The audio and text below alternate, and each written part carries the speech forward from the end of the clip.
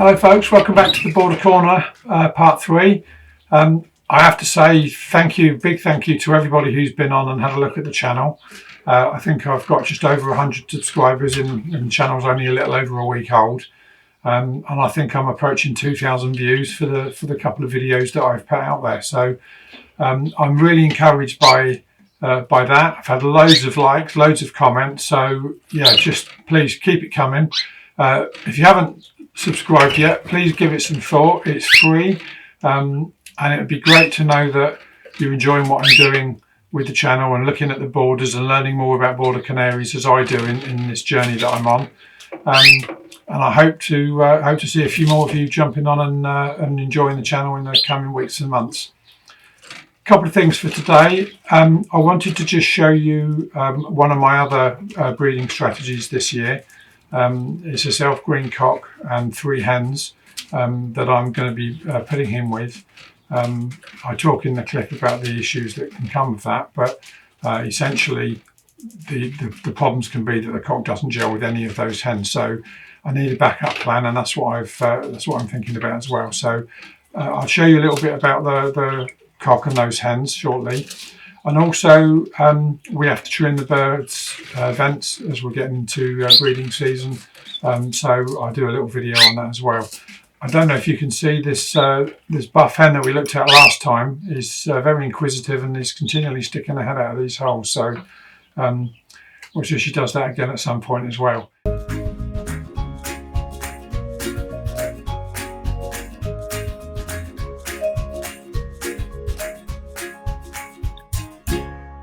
This is one of my main cock birds I've got in my shed. He's on a purple ring, a couple of years old. He was quite a good dad last year. He was quite attentive when the chicks had actually hatched, but he was quite dominant of the hen when he went in and first was together with the hen. He chased around the cage so much that I actually worried for the hen's safety. So after each treading, I actually took him out of the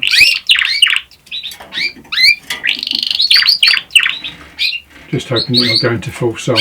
I actually took him out of the breeding cage and left the hen in there on her own. She laid another few eggs. He went in every morning, fed her, and then fought her. So I took him out.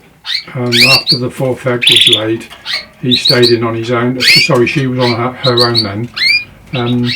But as soon as the chicks hatched, he was straight up to the wire, trying to feed through the wire, so I let him back in, and he was a good father. I only had one chick in both nests, and he was good as gold and fed them really well. So he's going to be a busy boy this year. So with any luck, I'm going to try and put him across at least 3 hens.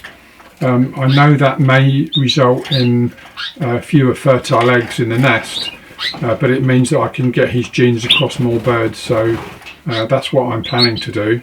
I hope I've got that right. If I haven't, then please somebody give me a shout and let me know. So first up for that cock we just looked at is this buff self-green hen. She's actually the daughter of the cock. She's got a nice type about her. I'm going to show a clip of her when she was in nest feather. So she went on from what looked like a fairly nice young bird. And she went on and developed into this little hen. She did quite well on the show bench last year for me, won several of her classes, yeah, I'm hopeful that we'll get something from them this year. Even if it's just 1 or 2 youngsters, it would be great. So that's the first one out, the daughter of the cock that I've just shown you. And here she is in nest feather at just a few weeks old. The second hen is this clear buff hen. She's on a purple ring. She bred before like her first year. She bred for the chap that had her, that I got her off. She raised a couple of nests, so good few youngsters.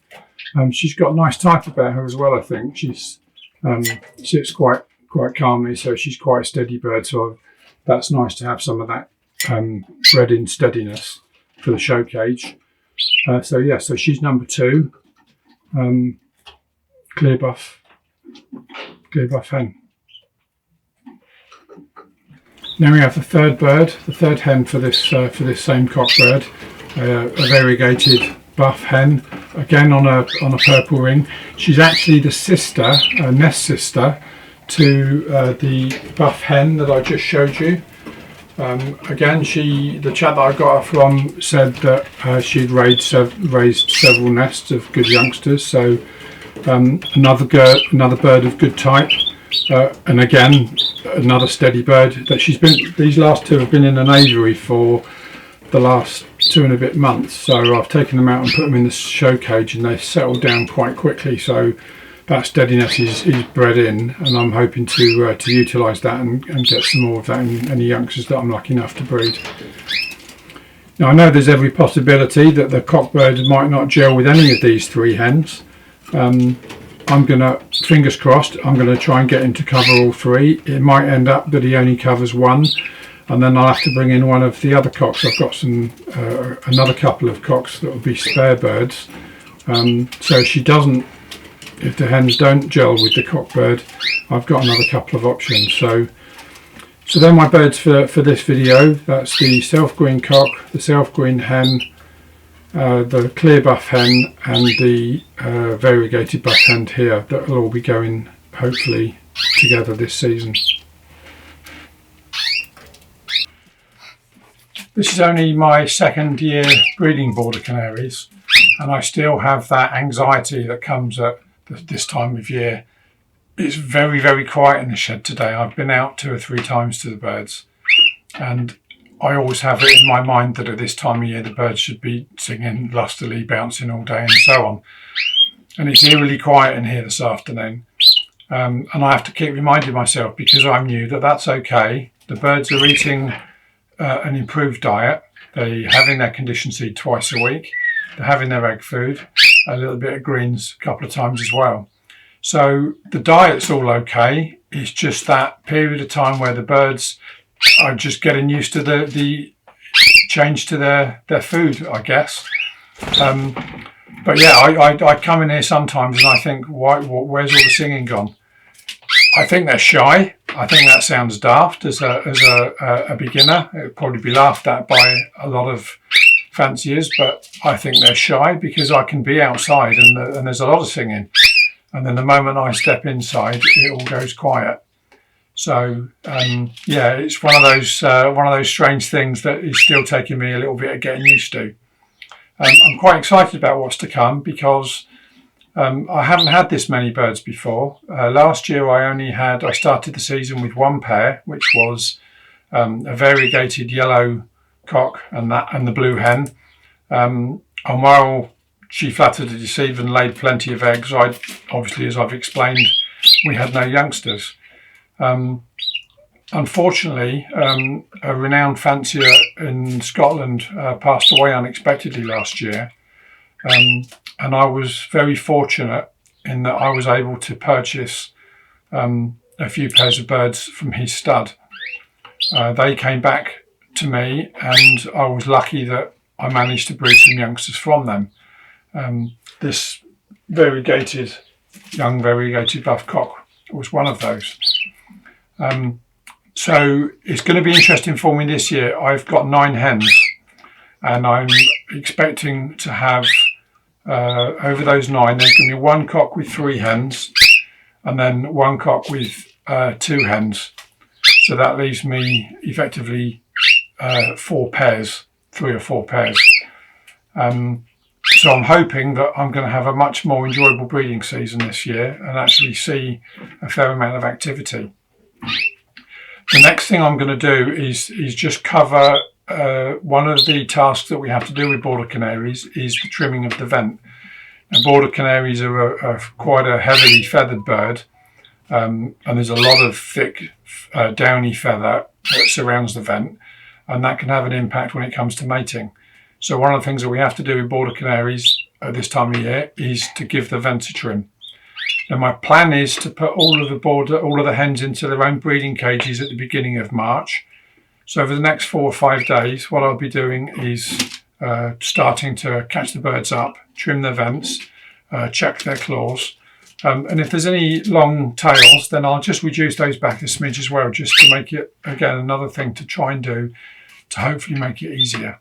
Now this is, again, I stress, this is all new to me, so I might be getting all of this wrong, so please bear with me. I'm not just learning about how to make YouTube videos, I'm learning how to breed border canaries, so fingers crossed we'll be able to see some good progress and some good results as time goes on. So I'll stop talking and now we'll have a look at how we trim the vent of a buff border canary. So what I've got here is a buff blue border hen, and we're just having a look here. So you can't actually see the guide feathers around the hen's vent.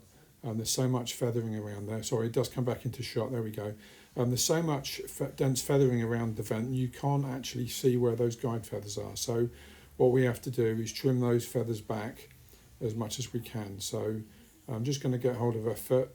I am paranoid that I'm going to cut a leg off when I do this. So I have to be really careful, make sure I'm continually reminding myself where her legs are.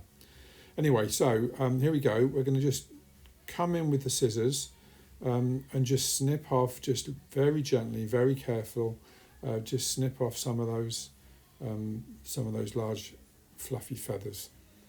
And I continue, as I'm doing it, I'm continually checking back. I tap the tail so that I can see where those guide feathers are, and hopefully they'll gradually start to appear as I carry on. So now I'm sure that for a lot of pros, seasoned fanciers watching this is painfully slow. So apologies for that. I'm sure I'll get quicker, but at the moment I'm just going very, very careful and very, very slowly. And already, as I'm taking away some of these outer feathers, you can already start to see the guide feathers appearing around the vent. I have already done another bird earlier, and her vent was a lot more swollen, which shows that she's closer to breeding condition. So I'll put a little clip of that in as well, so that we can have a look at that in a little while. So now I've swapped sides over to the other side, just carrying on doing the same thing, just gradually taking more and more of these feathers back, closer and closer to the hen's body. Keep returning over the same ground, and as you do that, you'll just gradually be able to take away more and more of this thick feathering. The other thing I have to be really careful of and very mindful of is these scissors have a sharp point, and any sudden movements by the hen, I don't want to impale her on the scissors either. So I think I might actually get a grinder on the tips of those and round them off. So, but there we go. So as you can see now, there's a lot more feather come away. Just keep repeating, go in, go again, take a few more off. I'm going in a bit lower down here now, closer to the tail, and you can clearly see in the middle there now, you can clearly see the vent with those guide feathers starting to become more and more visible. I'm going to keep going, just do a little bit more.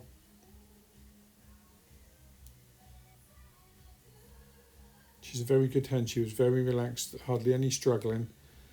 So that makes it a lot easier. I've done this with hens that a hen last year who was very wriggly. So, but just chewing a little bit off the tail just to neaten that up, and there we go. That's that one hen done. It's taken me probably about 3 or 4 or 5 minutes, but job done. Now, while you've got the bird out the cage, it's a good idea to check the claws. Over-year birds will almost certainly need their claws trimmed at this stage. Be very careful of the vein. You don't want to cut the vein. It's surprising how much blood comes out of a wound when you've nipped the nail. So I always go back and do 2 or 3 nips and just very gently ease my way in to make sure I'm getting just enough off. So, but just tiny amounts. So that's that leg done. And now we get the other one and check this one. This is slightly easier because there's no dark claws. So again, straight in, nip off those tips, and that will stop the hen well, what we're hoping is that it's going to reduce any possibility of the hen puncturing the eggs when she's moving around on the nest. So that's the last thing we want. So there we are. So that is one hen that has had her vent trimmed, her tail trimmed, she's had her claws trimmed, and now she's ready to go back into the cage. She'll probably be a bit upset. This always knocks the birds back a little bit in their conditioning, so it's a good idea to do it nice and early. So now I can just leave her alone. She'll be quiet for the rest of the day, and now I'm going to go and catch another one and have a go at another one. So that's trimming. 3 down I think I've done now, and another 5 or 6 to go. I'll be pleased when it's finished. It's not something that I enjoy, but it's a necessity for boarders. I mentioned earlier about having a backup plan if the self-green cock doesn't gel with any of those 3 hens. Behind me here, if you can see, is a clear yellow cock. He's quite a nice bird in his own right, so I'm hoping that he'll be able to step up to the plate and shed those hens successfully if I need him to. In the meantime, I'd like to thank you again for watching my video. I hope you're enjoying them. We'll have another one out, maybe not next week, the week after. I'll see if I've got anything to say. It'd be good if you could like and subscribe, and good luck with your birds in the forthcoming season. See you on the next one.